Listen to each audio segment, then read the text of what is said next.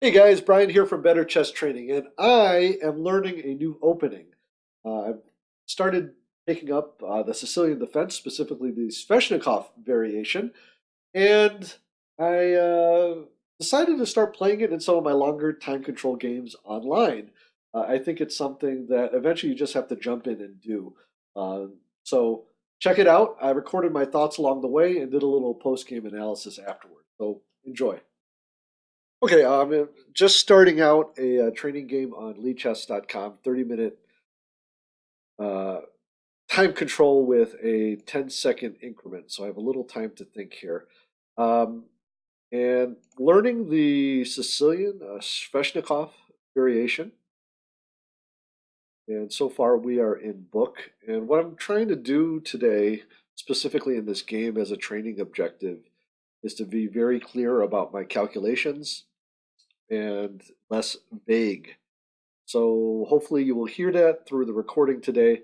Um, for purposes of trying to accomplish this, I'm going to be doing less teaching, I guess, during the commentary and more what I'm actually thinking, which in and of itself, I think hopefully will be very helpful for you.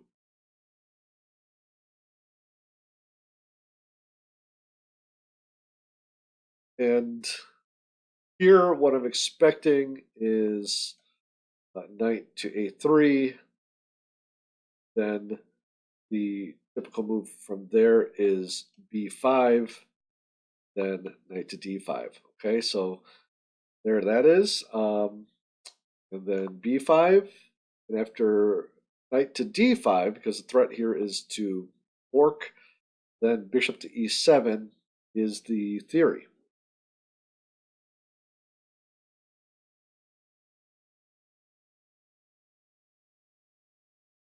I've started playing this just a couple weeks ago, and um, I still play my other openings like the French, but uh, these games on the internet are training games, and I'm always trying to learn.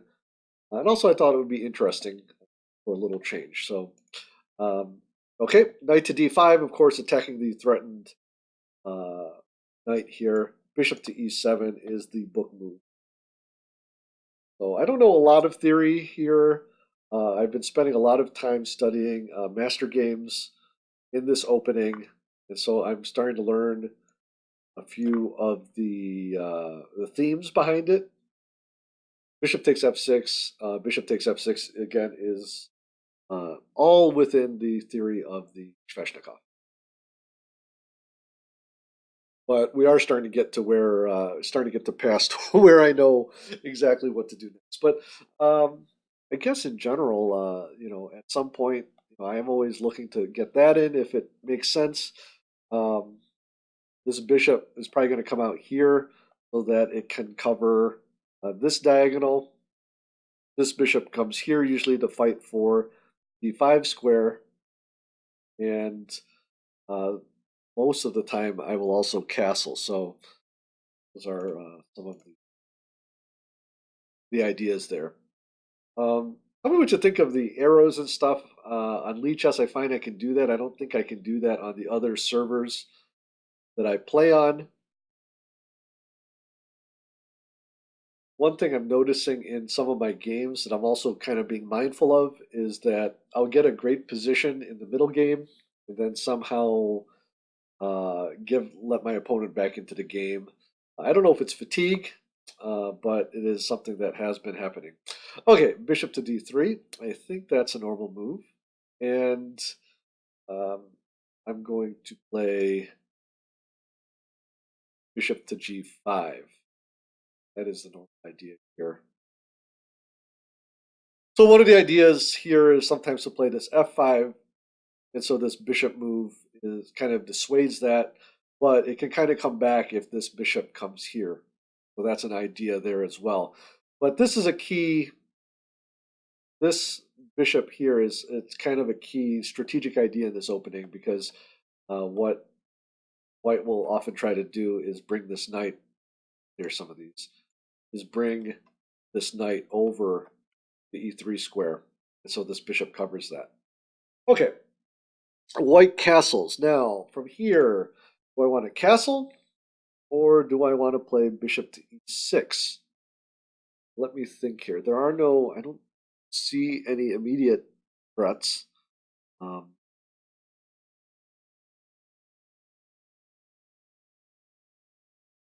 my two main candidate moves are bishop to e6 and castle. I don't want to spend too much time on this move. I don't think there's much to calculate. White is looking at c3 or c4 maybe. And all of those are fine. I'm just trying to see if there's any reason to play one over the other. They might be interchangeable here.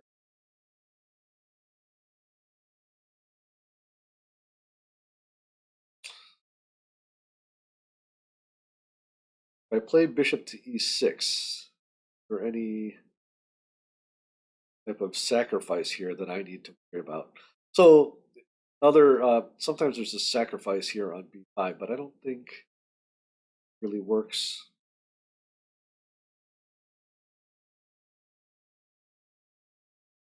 Because I think I can just castle. He tries to sacrifice here. Oh, actually, so what he could try, I play bishop to e6. He sacrifices here on b5, take back, and then he takes back with the bishop. Then this knight is hanging. So actually, um, again, I don't know. There's probably a way to select that, but by castling, I eliminate that problem.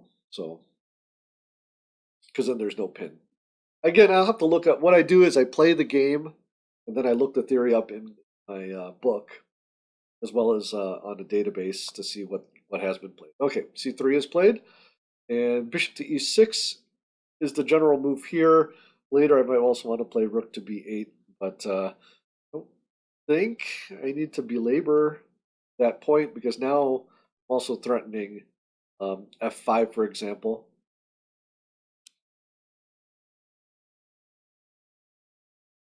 So some ideas here, rook to b8 is played sometimes so that after this knight moves, I can play a5 and then the b5 pawn won't be hanging. And at some point I can play b4, get some counterplay there. Depending on what happens here, sometimes I might want to play this queen out of the way here so I can bring this rook over here as well. Trying to see what my opponent's plan is. I mean, his obvious maneuver here would be something like this.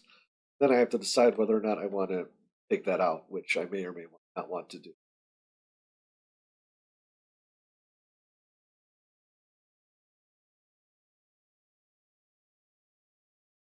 Okay, well, let's assume he's going to play knight to c2. Think about what I would want to do there. A couple things come to mind, including f5, rook to b8, maybe. So, yeah, rook to b8 might want to come out soon as well. Um, Other options would be things like knight to e7, confronting the knight on d5. So that's another idea.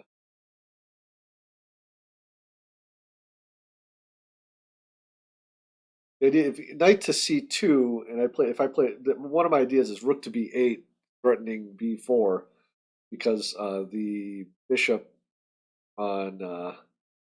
Oh, okay, interesting.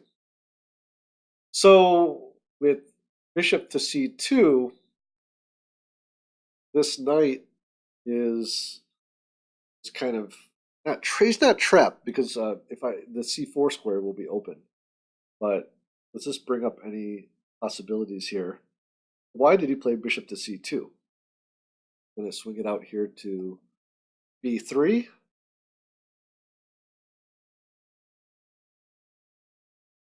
Rook to b8, again, might be just a fine idea with the idea here of playing A5 and then B4, which actually might be a little stronger now because this knight is not there. F5 isn't right, doesn't work right now because of now the queen is protecting this knight. So I'm thinking rook to B8.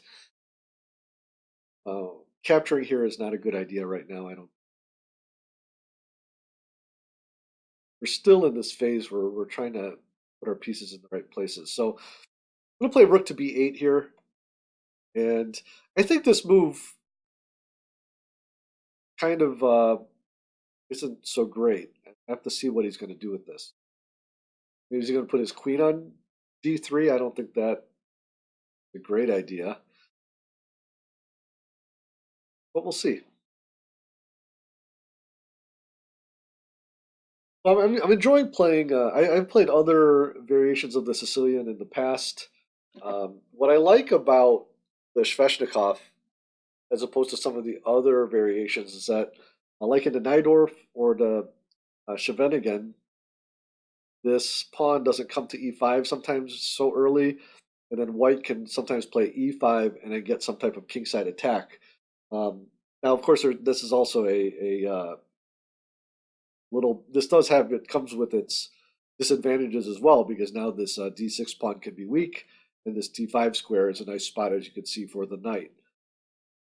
But I do like that I'm not subject often, or at least so far, to a quick kingside attack by White. You know, the usual Sicilian where they're going to play F4, they put their light square bishop on E3, their queen on D2, and they end up pushing like 5 or F5, and is something that I don't have to worry about as much in this particular opening.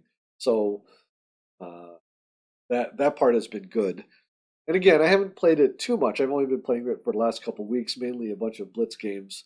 So this is actually the first time I'm playing this in a somewhat of a longer time control. So we'll see how it goes. So far, if I were to assess this position, I think it's pretty good. I do need to. So right now, kind of one of the ideas I have is to go uh, A5 and then B4, and then if I can deflect this, then my knight can get here to D4, which would be a nice outpost for it. At some point, I'm always looking at this F5 break, and if he ever moves this knight, one of the key pawn levers too is D5. But again, you have to look at the tactics of the specific situation. I really think this knight to C2 was not such a great move by White. But again, we're going to check this all later and see.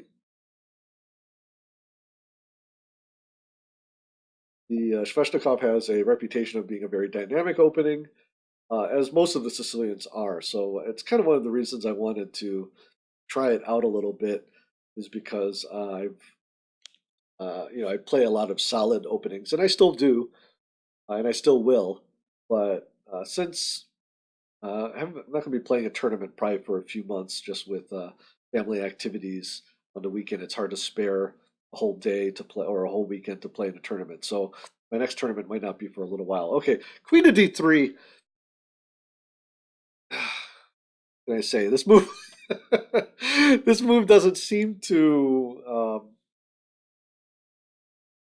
work too much. Although what it does here is it prevents me from playing an immediate A5 because now he's got these two pieces are on this right here. But so let's see if we can what we can do with this. Um,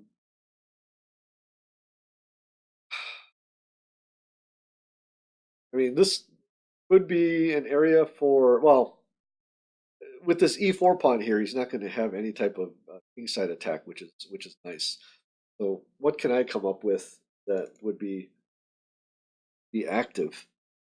Um, this pawn is hanging, so B4 right away might not be so great. However, B4 And then even if he takes, well, he can't. He'd have to.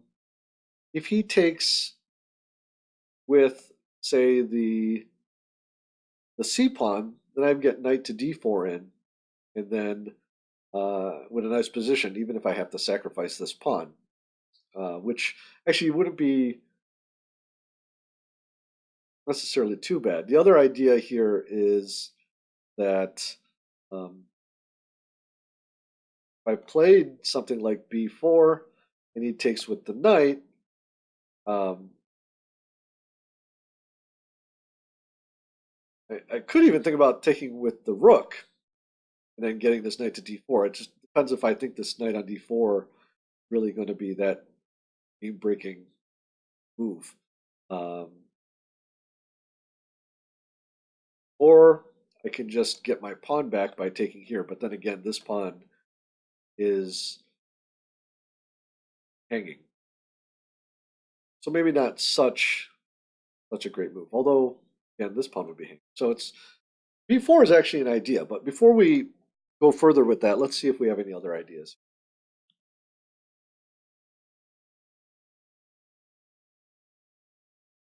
What I would like to consider is moving my queen and getting my rook over to D8 as well. But right now, that doesn't seem to be in the cards, unless I play something like rook, or I'm sorry, queen to D7. If I did that, how could white respond? I think what white's plan is here. Is he planning to do something like C4?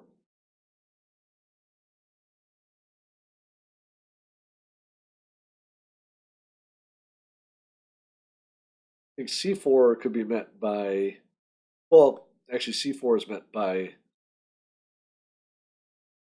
D4. So C4, probably not. So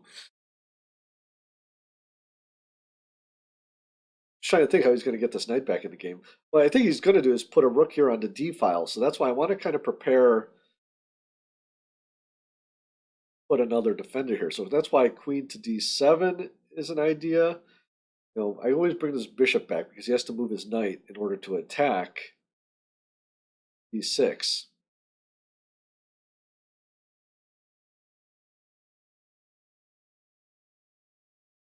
And the idea for me would be that this B6 square is covered by the B6 square is covered by my rook, so I don't have to worry about this knight coming into D6.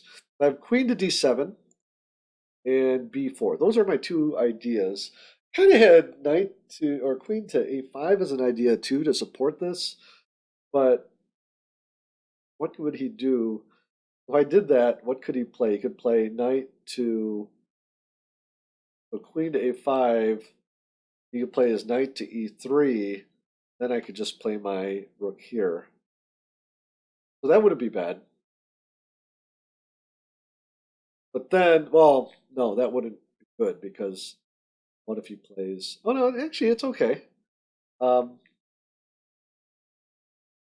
well, B4. Would he be able to play B4 and trap my queen? No, because this knight wouldn't be there anymore. If it did come back, my queen were here, my rook were here, and then this knight came back here, and then he wanted to play B4, I could just take here first. And after he takes back, I'd have to play something like, actually, that's not good either. So queen to A5 actually doesn't look good because queen to A5, knight to E3. You know, unless I take this knight, which is also an option. Queen to A5, knight to E3, rook to D8, and then if he plays knight to D5, cannot take on D5. That's a problem. But maybe now I could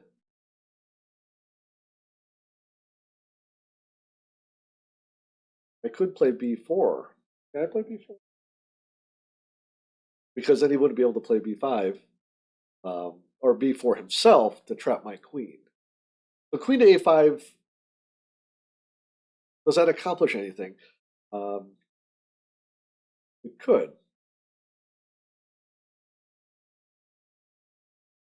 I play in that variation, queen to a5, knight to e3, rook to d8, knight to d5, b4, she takes b4, and then I've got knight to d4. That could be. Oh no, I'm sorry. I have to move my queen first. Knight takes. Huh. Knight takes b4. Knight takes b4. Queen takes b4, and then I'm attacking his pawn here, and I'm also threatening this. So queen to a5 actually looks pretty interesting. Realizing I'm spending a lot of time thinking about this. Okay, b4 directly. Let's take a look at that real quick. b4. He takes b4, and then knight takes b4. Knight takes b4. Rook takes b4. This pawn is hanging. So therefore, if he goes for this right away, then I can take here. But is that any good?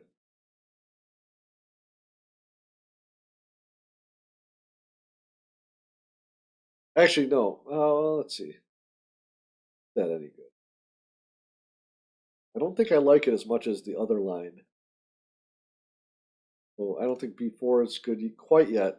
Then queen to d7 actually a little slower. Then I could bring my rook over.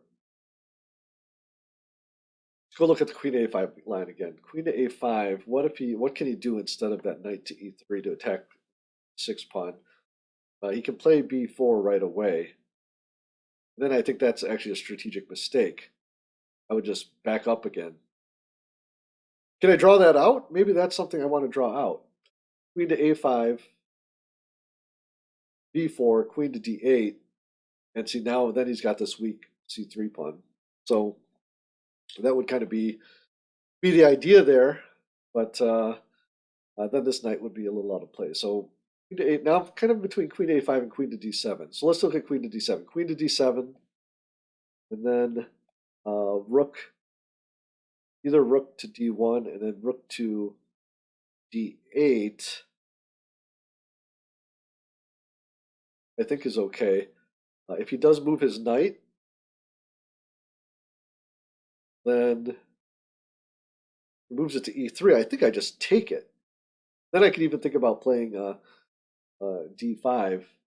Well, I can't right away, depending on how he takes back here. If he takes back with the queen, then I can play d5. So I'm kind of jumping around here. I kind of like queen to a5, but is there anything? You know what? I'm going to go for it. Just because out of all of those variations, I felt that had the most promise.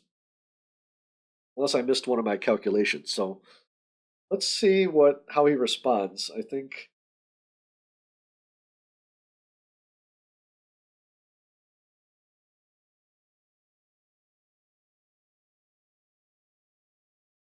I'd be expecting something like knight to e3. He could play his rook to d1, in which case I think I can go ahead and play um, rook, rook f d8, for example.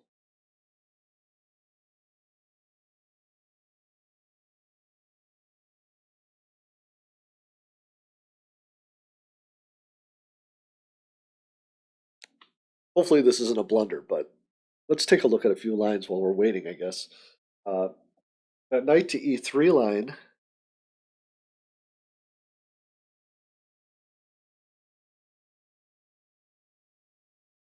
then rook to d8, and then if b4, I can just back up, and then my queen is safe. If something else like rook to d1, then I can think about b4, attacking the knight on a3. And then if he takes with the pawn, I take with the knight, forking his queen and his bishop. Now, one line I thought about here was queen to d2, which would pin my queen. But I can easily I can actually move my queen out of the way because the rook is protecting the knight that would be here on b4. Also, I also have this intermediate move here, bishop takes e3, if that's appropriate. I feel I picked queen to a5 because I have this kind of bailout move here with bishop to e3. I think otherwise the position's pretty even. Okay, so, this is interesting. Bishop to b3. Now,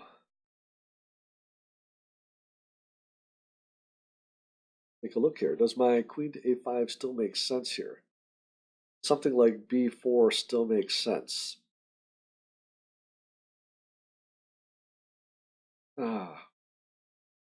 b4, knight takes b4, knight takes b4, c takes b4, and then queen takes b4, bishop takes e6, f takes e6, and um, unfortunately we also have here queen take. So I think I need to play my rook to. I need to play my rook to d8 first.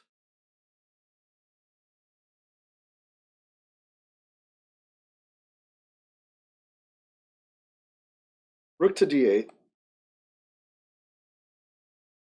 And then if he does something like, is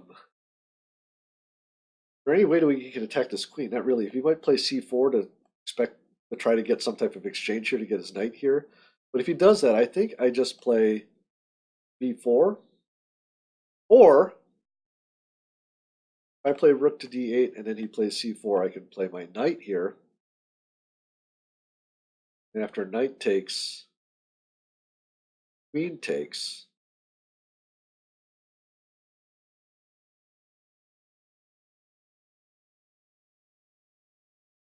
And then, well, that decision could be a little later. I just want to make sure I'm not doing anything that's going to get this queen trapped, as well as something that's going to be positive for my position. I like rook to d8. Well, actually, well, no, f5. With this bishop here, it does change things a little bit. But I think rook to d8 is necessary to cover and protect this in any case. Let's see, rook to d8. Let's see, none of these knight checks or none of these knight moves work. Knight to b4, I just take it with my knight. My bishop is not hanging. So I think this works.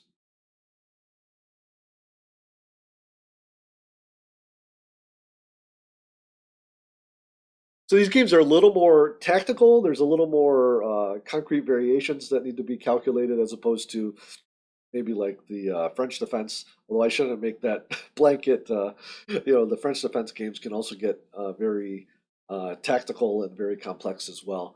But um, definitely, one reason I wanted to try something of a little bit different style. I didn't want to go from, say, a solid opening like the French, or at least the variation of the French that I play, to a less to a less uh, I'm sorry, to another solid style. I wanted to play something that had a little bit of a different flavor, so I could learn more about chess and more about different types of pawn structures, different types of pace, tempo to the game. The Sicilian is a little more about the initiative opposed to pawn structure. As you can see here, I've taken on this weak pawn on d6, but there's a lot of counter chances that I have. So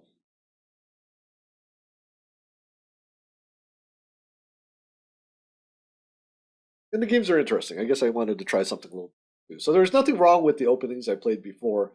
You hear about when when strong players change openings because there are certain openings that don't work for them. It wasn't that. I really enjoy playing the French as well, but I just wanted to try something a little different.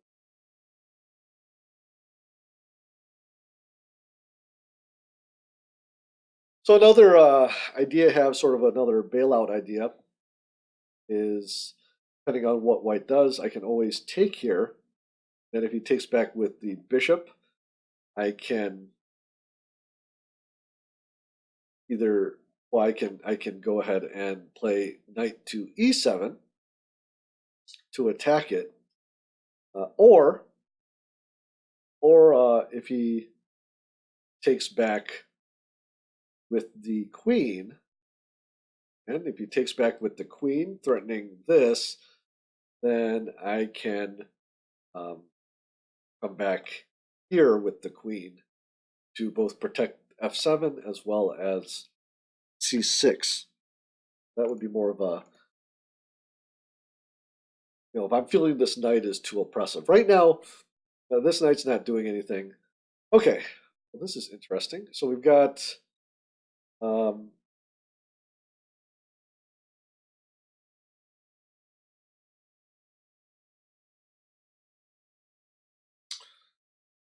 so his threat here is knight to f6 check, but knight to f6 check doesn't really do anything, I think. If I play back here, plays knight to f6 check, I play king to h8, then maybe he takes this bishop, then I take back. It doesn't look like that much of a problem. So bishop to h6 is an option. I can also, well, it doesn't work as well. I was going to say I can take on d5, but after he takes back with the bishop, he's now threatening my knight and my bishop, and so I'm going to lose one of them. So don't want to do that. I can play something like, I can play my bishop here to e7. That way it's covering f6, and then if he wants to exchange, I take back with the knight. So queen, bishop to h6, bishop to e7. So let's calculate a little bit. Definitely have to do something here about this bishop, right? So bishop to h6, then I'm expecting, or I need to calculate knight to f6 check. Then here, I think I can play king to h8, and then he actually has to move his knight, or I'll take his knight as well. So if he takes back first with the bishop, then I can take back with f takes e6, and this knight has to come back to d4, which maybe is the idea. But then I could even play something like, well, okay, this is interesting. I was going to say I could play bishop to f4, but then that just pushes him over to um, here to h3, and I can play h6.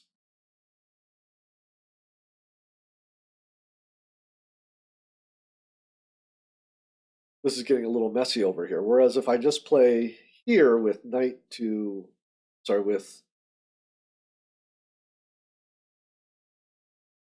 bishop to e7, then knight takes, check, knight takes, bishop takes, f takes e6, then maybe his idea is that he plays here queen to g4.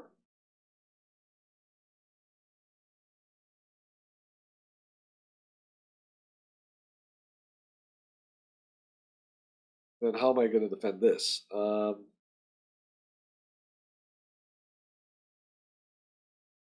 I can counterattack here with b4, but I think that just wastes time.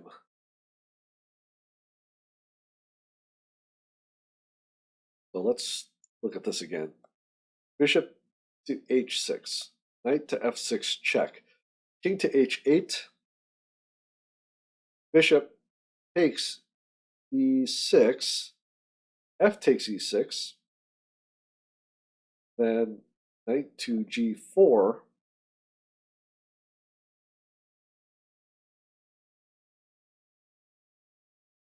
Let's see here. Knight to g4.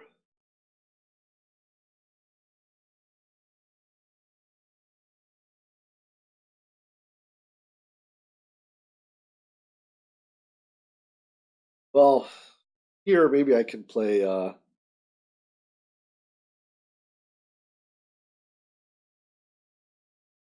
Always play my knight back here.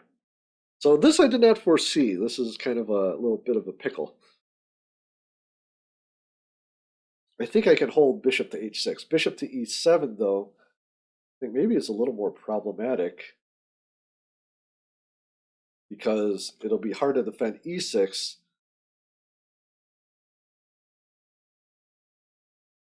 because my knight will be in the way of getting my rook over. Now I can play king to f7, in which case he does have a bunch of checks he can do. So I'm thinking bishop to h6 might be the way to go. The other way, um, yeah, bishop to e6 might be the way to go. Okay, we better play that right away. So we'll have more time later.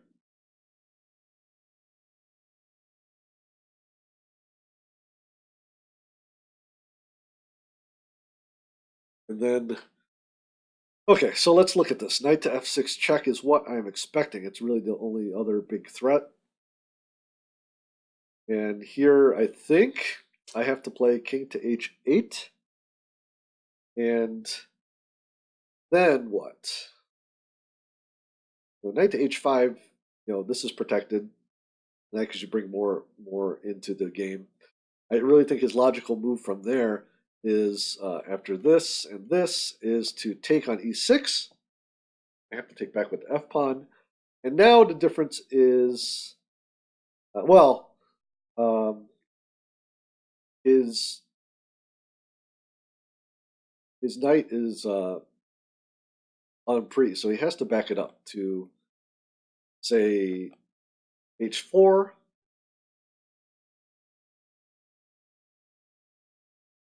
Oh, and then from there, what can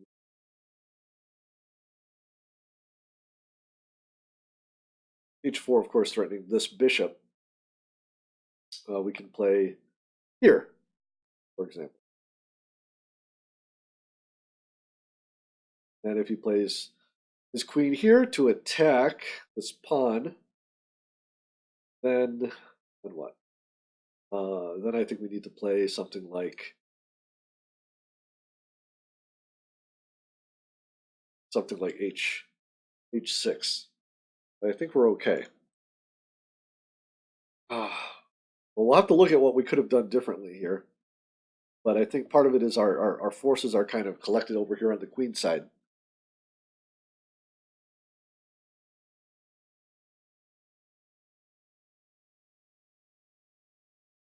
Now he's trying to calculate his attack, but I think it might be okay. Might be okay. So knight to f6 check, h8. Bishop takes e6. Is there any reason why I would even consider taking here? No, I would not do that. If I take on f6, then he just takes on f7. And now I've got a lot of trouble here. Oh, I think I take back on e6. He plays back to knight 4. No other place he can play it, I don't think. Knight to g4. Then here, I think I can play bishop to f4. Queen to h3 or queen to g4.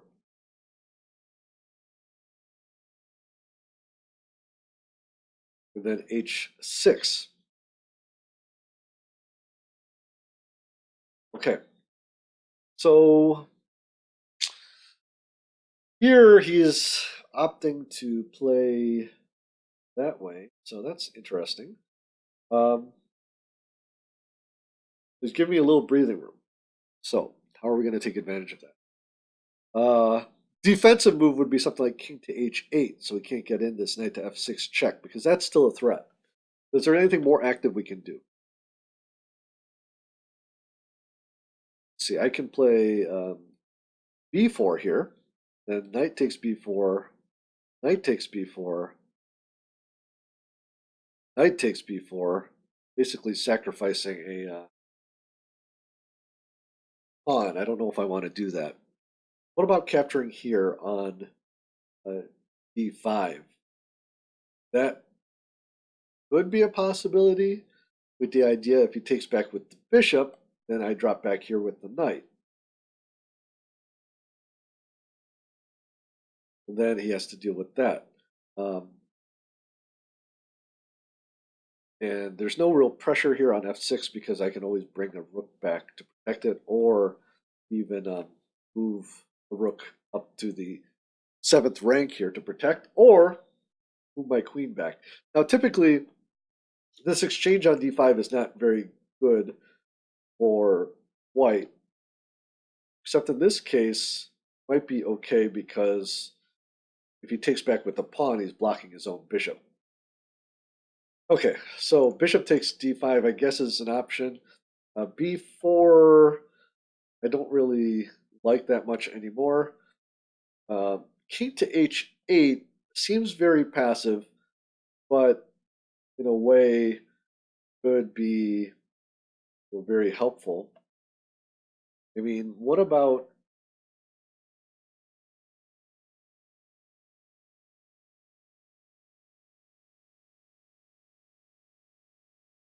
something like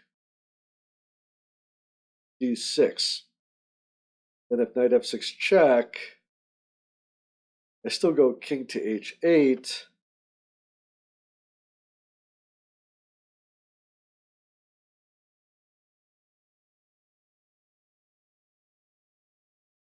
Well, and that does not look so good after bishop. So g6, g6 doesn't look so good. The reason I like b4 here is that if I can dislodge this pawn, that would.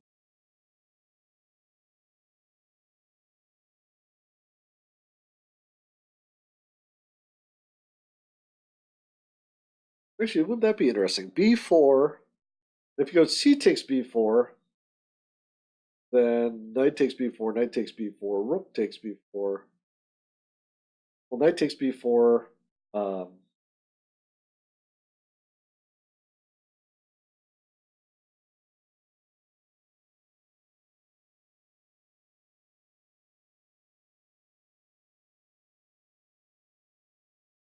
Actually, here's something interesting. b4, knight takes b4, bishop take, no, knight takes b4, c takes b4, then I could drop my back. So many decisions here. Let's see here.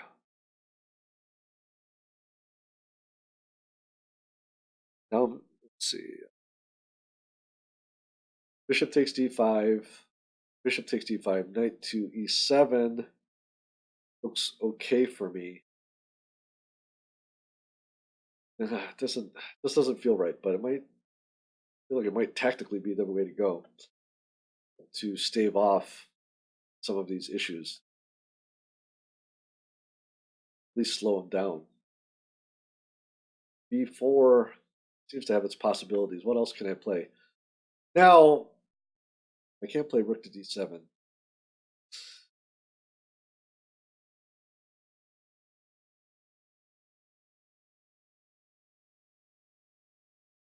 This knight wants to go.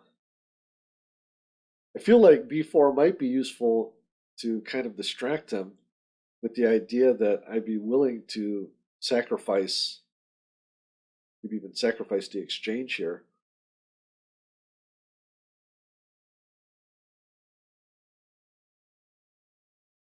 Knight to d5. Maybe here knight takes d5, or I'm sorry, bishop takes d5, e takes d5, knight to e7. Doesn't look so bad because now this weakness gets covered up a little bit, and then I can play something like f5, and now I'm getting a little space. So you know what? I think I need to do this to alleviate some pressure. I might be wrong because it is not a typically this exchange is not favorable, but I think maybe queen to a5 was maybe a little bit of a mistake because now my queen's a little bit out of the action. This might give me some time to bring it back in because now I'll be able to bring the queen back along this diagonal.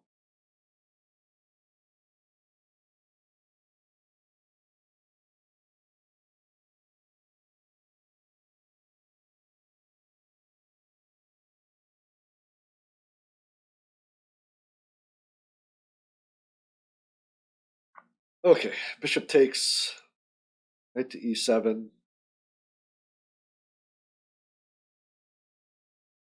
And my idea here is if he tries to attack f7, then I can just put the rook over. Or actually just take on d5. So that is the threat.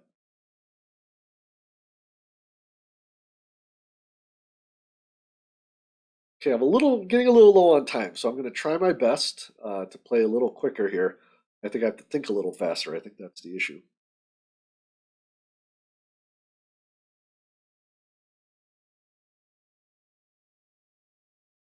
He's going to let me take it. Now, if he plays knight to e3, I have to make a decision if I want to chop that off as well. That might be very helpful also. So basically, if I exchange all of these minor pieces, this should be an even game.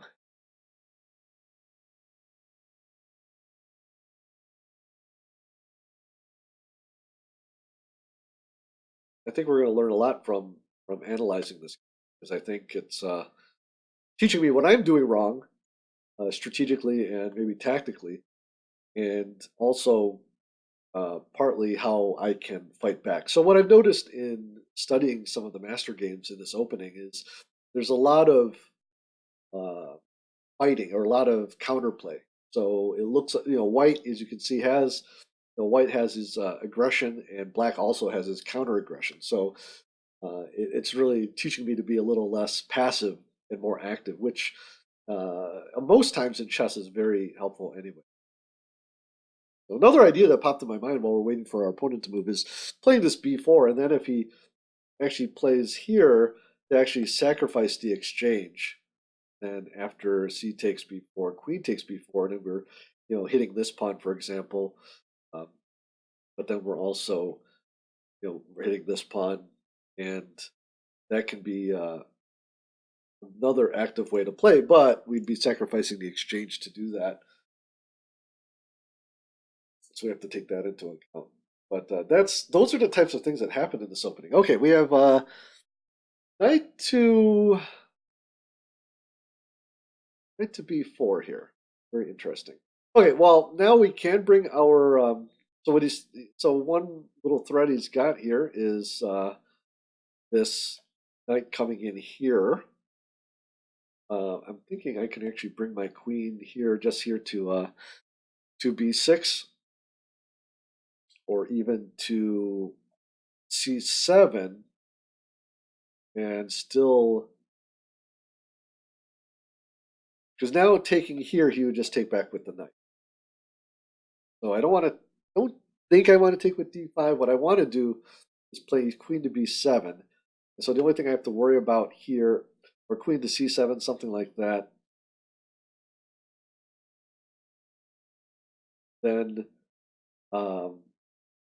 if you play something like, oh well, I can't play queen to c7 because a6 would be, so queen to b6 first, I guess. And then I do want to play this here. But what he might do in the meantime, if I play queen to b6, is make a threat here against f6. Then I think I could play my rook here.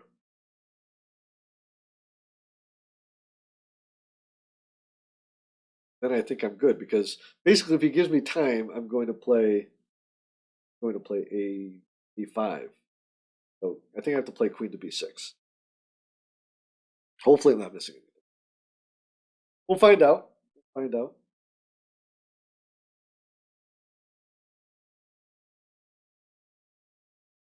I have to play a little bit faster.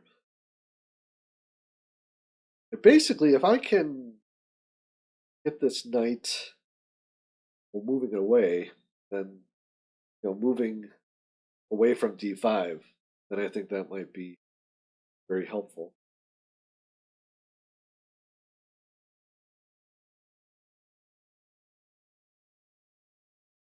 Now I could maybe start thinking about getting this bishop back in the game somehow. Although it is serving a very good purpose here because this knight can go to these dark squares. And it might be at some point be useful to play something like this, but I really don't want to push my opponent to a better square.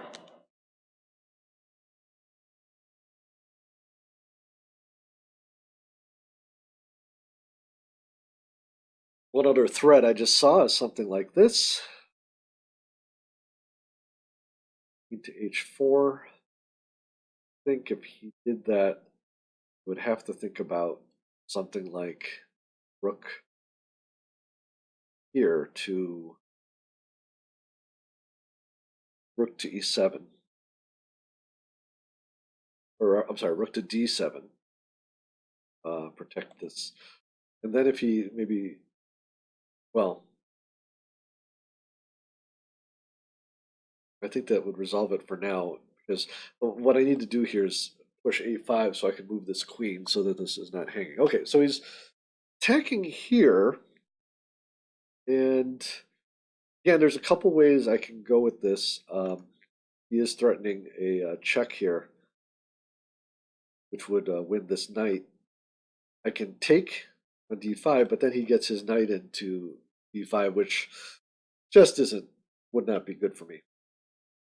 The other thing I could do is rook to f8, and I think that's what I have to do here. And that's okay because this pawn is protected by my queen. Now I think I'm going to have time to get my a5 in. The whole purpose behind a5 is then, okay, it's coming in here. And here I need to play a5, I believe.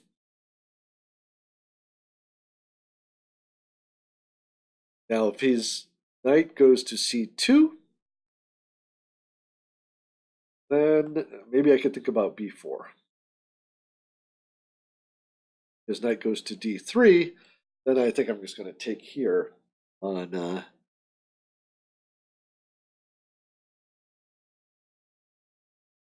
d5.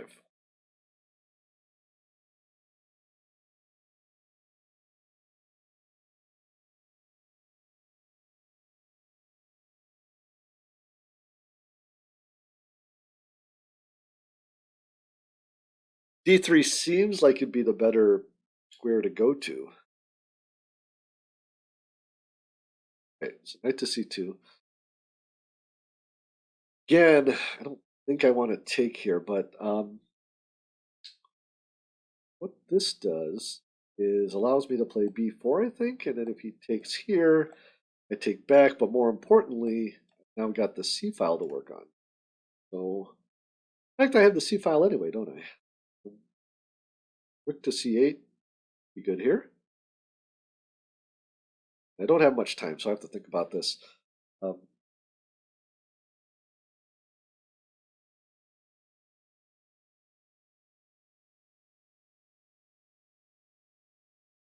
let's play rook to.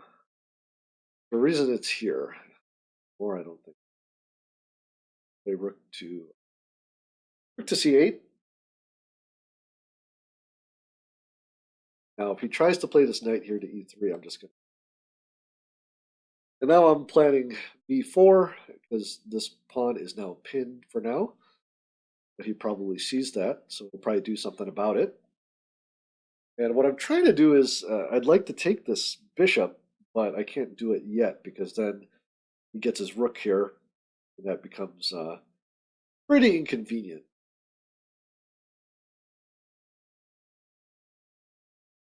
But white does have a good position, I think. This is not a tough position for me, but this is where the counter strike and trying to make sure I have enough activity is the important part of this game.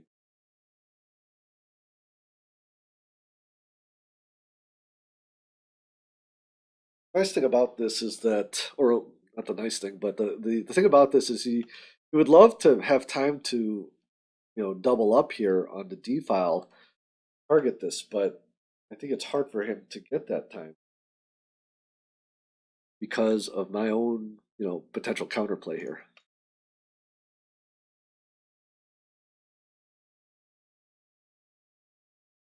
Now we're both coming down to our last couple minutes here, so I have to stay focused and really try to figure out what's going on here.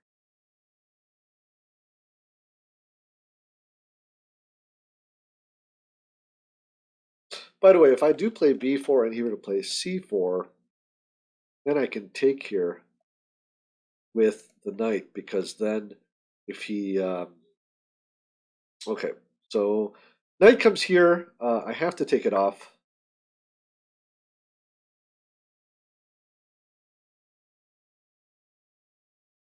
Okay, now he's taking with that pawn, and here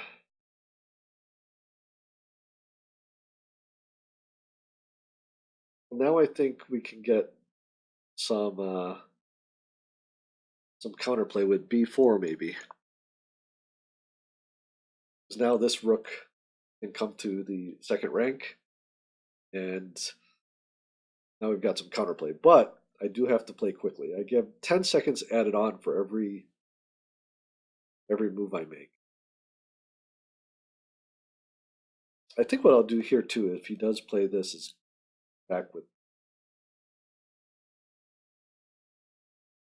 take back with the queen. Then I'm putting pressure on these pawns here.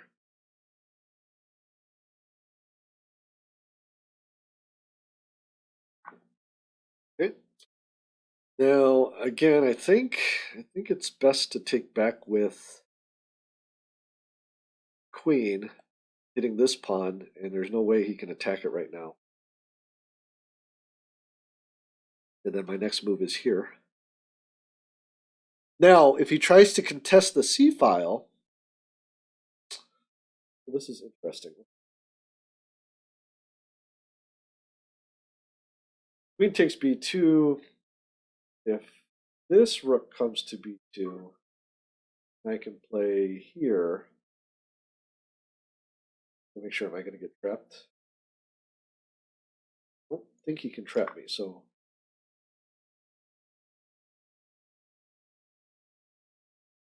And then if I go back to c3, and then he tries to bring his rook over here, then I can trade my queen for the two rooks, which will be quite nice.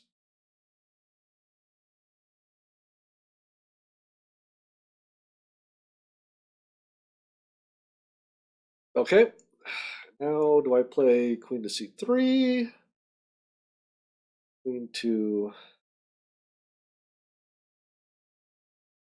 Okay, I'm going to go queen to c3, just protecting this pawn here.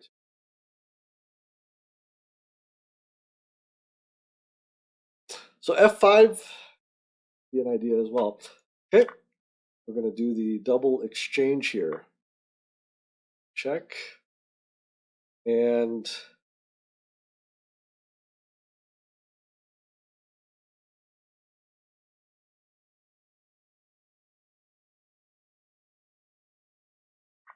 taking here, get rid of this threat. And now, let's see here.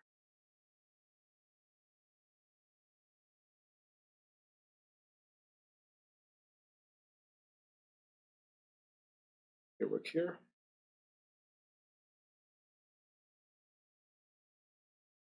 So I'm going to bring my other rook to an open file.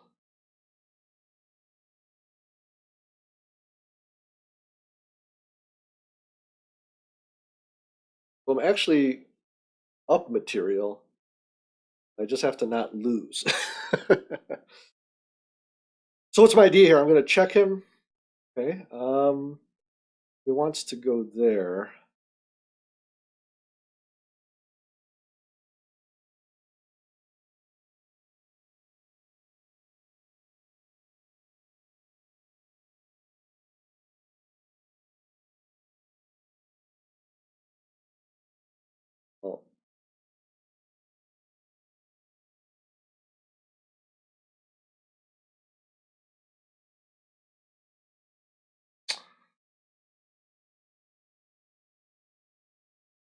don't have a ton of time here, so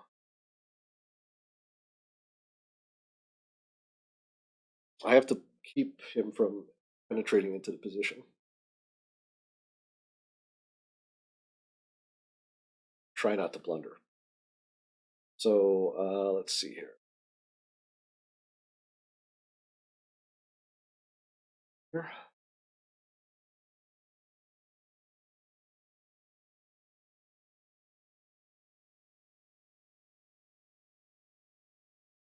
So part of me is just playing a little defensively here, trying to keep him off balance. He wants to enter in here now. I think I'm going to give myself a little room here. The idea of playing this.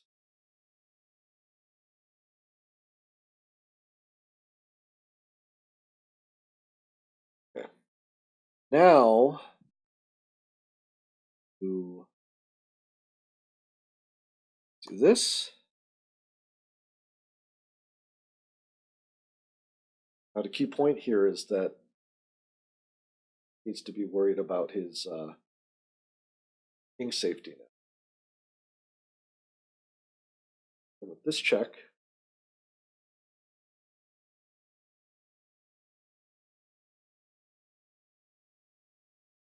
okay, force him back.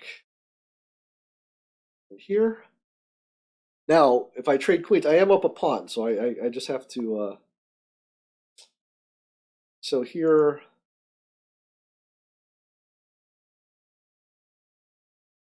Well, his problem here is that I checkmate him, doesn't defend. So this should be a win. Because he. Yep. So that was good. We pulled that one out. Let's take a look at a couple of the positions. Okay, I'm here on the analysis board here on Lead Chess. It's a nice feature. We're going to use the engine. Normally I do it without the engine, but I just want to take a couple minutes and look at a couple key positions. So let's see here. One nice thing here is that we have a little computer analysis graph. I'm not sure if you can see that. So it's going to tell us where we made mistakes and where we had the advantage.